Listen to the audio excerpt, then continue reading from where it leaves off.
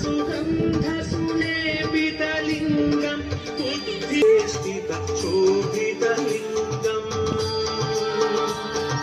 दक्षसुयज्ञविनाशनलिङ्गं तत्प्रणम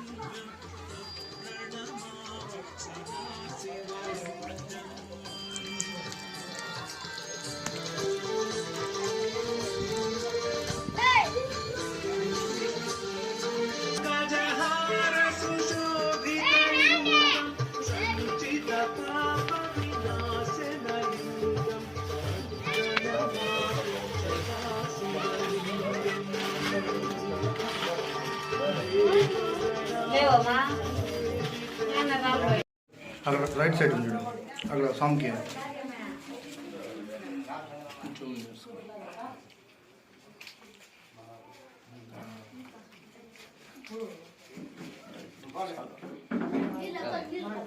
వందనమల్లేశ్వర స్వామి నమః.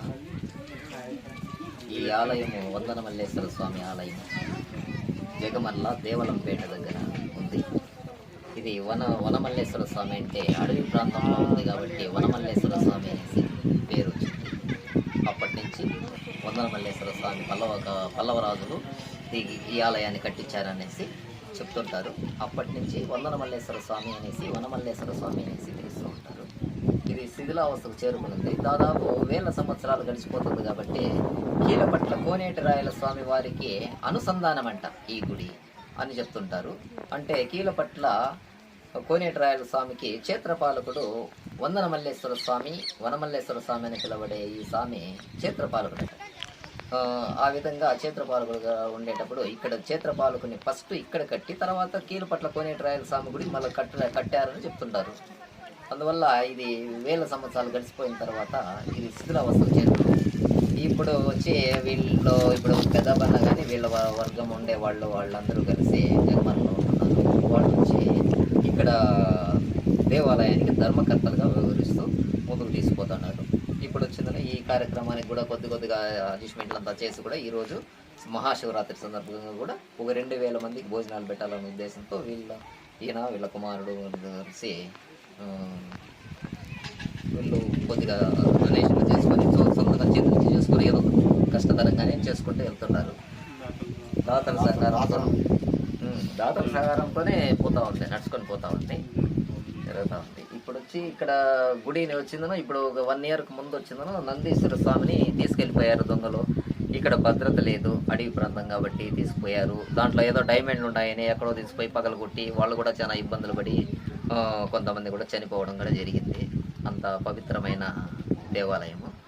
తర్వాత ఈ గుడి తడిచిపోతూ ఉంటే పెద్దబన్నను మేము కొంచెము పోయి డొనేషన్ చేసుకొని పైన తారుబాళ్ళంతా కట్టి నీళ్లు లేకుండా పోతే ట్యాంకర్ ఒకటి పెట్టి నీళ్ళు పెట్టి ఈ చెట్లు చేపలంతా కొట్టిపించి పెద్దబన్న కూడా కూలోళ్ళు పెట్టిందను ధర్మకర్త. ఇది చెట్లంతా కొట్టిపించి కొంచెం శుభ్రం చేసి ఇది చేస్తుంటే మేము ప్రతి వారము ఒక 1 ఇయర్గా ఇప్పుడు ప్రతి సోమవారము ఇప్పుడు సంవత్సరానికి జనవరి 1st ఒకసారి లేదంటే శివరాత్రికి ఒకసారి అభిషేకం చేసుకోవాలా, లేదంటే ఎవరైనా అకస్మాత్తుగా వచ్చి అభిషేకం చేసుకుంటామంటే తప్ప సంవత్సరంలో మళ్ళీ అభిషేకాలు జరిగే యోచనలో లేదు. కాబట్టి ప్రతి సోమవారము అభిషేకం చేయాలనే ఉద్దేశంతో మేము ప్రతి సోమవారము ఒక 60-70 మందికి నుంచి 100 మందికి కూడా భోజనాలు అరేంజ్ చేస్తున్నాడు.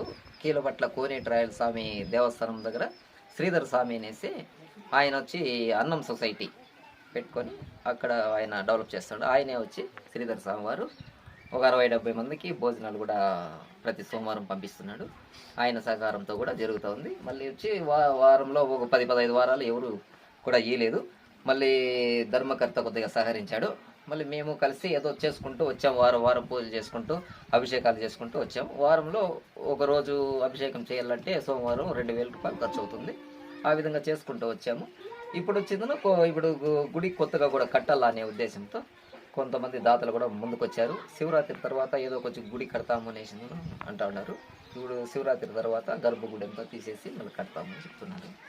కాబట్టి ఇంకా ఉండే ఎవరైనా దాతలు ముందుకొచ్చి ఈ పవిత్రమైనటువంటి వందన మల్లేశ్వర స్వామి ఈ ఆలయాన్ని అభివృద్ధి చేయడానికి దాతలు ముందుకొచ్చి సహకరిస్తే ఇంకా కూడా బాగా జరుగుతుంది. ఇంకొచ్చిందని ఏదైనా కళ్యాణ మండపం అది ఇది కడితే ఇది అటవీ ప్రాంతం కాబట్టి చాలా వరకు డెవలప్ చేయొచ్చు. ముందర ఇది అడవిలో వచ్చే ఆవులకు కూడా నీళ్ళు అంతా లేవు. అక్కడ బోర్ కూడా రెడీ చేసి ఒక తొట్టి కట్టి నీళ్లు పెట్టాలనుకుంటున్నాం. ఇక్కడ ఒక గోశాల కూడా పెడితే కూడా బాగుంటుందని అనుకుంటున్నాం. ఆ విధంగా ముందుకు తీసుకుపోయేదానికి దాతలు సహకరిస్తే ఇంకా కూడా గుడి ముందుకు తీసుకుపోయి డెవలప్ చేసి ఈ పురోగతి మళ్ళీ సాధించవచ్చు. ముందు పూర్వ వైభవం మళ్ళీ వస్తుందని మళ్ళీ ఆశిస్తున్నాం. అదేవిధంగా ఈ వనమల్లేశ్వర స్వామి నెక్స్ట్ కీలపట్ల కోనేటిరాయల స్వామి ఇక్కడికి వచ్చిపోయేవాడని వేటకు వచ్చేవాడని కూడా ఇక్కడ గుర్తులు చిహ్నాలు అట్లే ఉన్నాయి. శ్రీ వెంకటేశ్వర స్వామి పాదాలు కూడా ఇక్కడ బండపైన పక్కనే బండపైన స్వామివారి పాదాలు ఉన్నాయి. బాగా అచ్చు బ్రహ్మాండంగా ఉంది పాదాల అచ్చు. తర్వాత వేటకొచ్చి జంతువుల్ని తోలుకుంటూ వచ్చినప్పుడు ముందుకి జంతువులు వెళ్తుంటే పాదగొటికలు వేళ్ల సంఖ్యలో పడినాయి. పాదగొటికలు అంత అద్భుతంగా ఎక్కడా కూడా లేదు. ఆ విధంగా పడినాయి.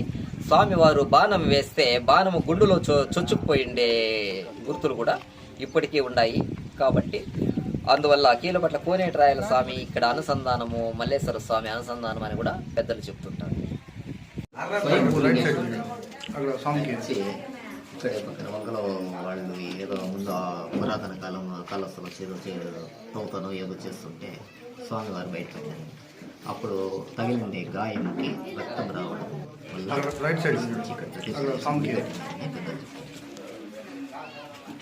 ఎక్కడైతే దెబ్బ తగిలిందో అక్కడ పత్తి పెట్టి ఈరోజు కూడా అభిషేకం చేసిన తర్వాత పత్తి పెట్టి దానికి పసుపు లేదా నెయ్యితో పత్తి పెట్టి